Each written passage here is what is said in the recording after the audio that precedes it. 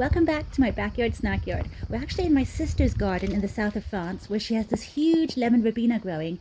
It makes the most amazing iced tea, which is so good in the hot climate down here. And so I want to pick one of these branches and bring it home and get it growing in my garden in the UK. Here we are back home. They're just soaking up a little drink of water before being stuck straight into a little pot of compost.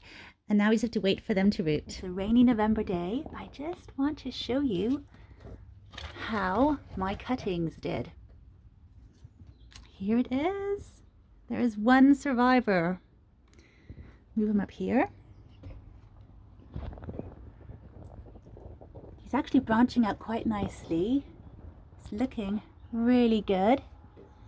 I think the reason the others didn't do as well, I mean, they might have dried out. They're very susceptible to drying out. And of course mine had to come home in an airplane, which is always very drying. So maybe that's why, but I also think that I know I wasn't paying attention to what type of wood I was taking cuttings from. I wasn't entirely sure which kind we should do. And so I did a mix really of hard and soft wood. And when you take cuttings in the autumn or late summer, which was when I did them, then I should have tried to get more semi-hard wood. Whereas if you do it in the spring, then you can do softwood. So I guess that's why only one of them have survived, but they can really grow and spread. They have a maximum height of about, I think, 3 meters or something, and then a spread of about 2 meters, I believe. So they can get really big, which is amazing. They smell so nice. They actually have really beautiful dainty flowers, which I will show you hopefully next year. And the smell is just amazing. They have loads of medicinal benefits, really full of all kinds of nutrients, vitamins as well, vitamin A and C and all sorts of things. It's really, really good. And of course they make that wonderful, wonderful tea. So I'm really excited about having this little guy. The only thing is he's only semi-hardy here in the UK for sure. And he can take temperature drops down to about 4 degrees Celsius, and tonight we are set to have temperature drops down to -2. So I think just to keep my sole survivor safe, I'm going to bring him inside. And I was thinking about repotting him. They're actually deciduous, so if I keep him inside he might not be deciduous after all. Let's bring him inside anyhow. Ideally, I would repot him right now and just actually check out the last cuttings. I mean, there could be some hope for them. I'm not really sure. Let's just look. There could be something. They're feeling quite soft. Let me just try cutting them. Now it's dry the whole way through. So that one is a goner. Look at that. So no point in that. So yeah, I might repot this guy. They like being pot bound, but it's a really big pot for a little guy. So I could just take him out and put him in a really small pot and keep him safe over winter.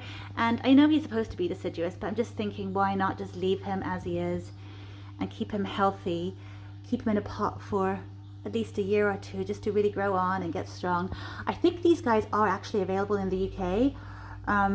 They are, as I said, semi-hardy perennials, but if it does get too cold, then they will just die off completely. So we do tend to want to protect them here. I haven't ever seen them for sale here, but I'm sure they are. I've seen them online. So I can replace him if I do have to, but I don't want to. I'm really happy to grow them from a cutting. It's always a bit more fun when you can grow them for free. And of course, he was also from my sister's garden, which makes him extra special. So let me just repot him now.